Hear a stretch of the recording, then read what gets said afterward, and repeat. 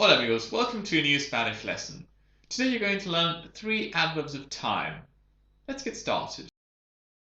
Okay, the first adverb I want to teach you is todavía. Todavía. This one means still or yet.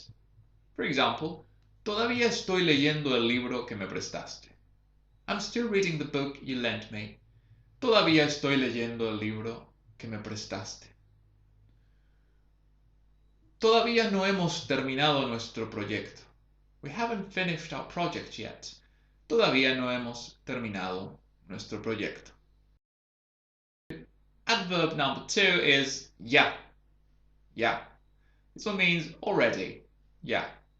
For example, ya he visto esta película. I've already seen this film. Ya he visto esta película. O ellos ya se fueron. They've already left. Ellos ya se fueron. Finally, adverb number 3 is recién. Recién, which means just.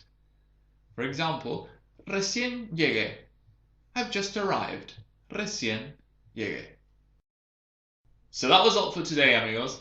I sincerely hope you've enjoyed this lesson. If you did, please hit the like button and don't forget to subscribe. See you in another lesson on this channel. Adios.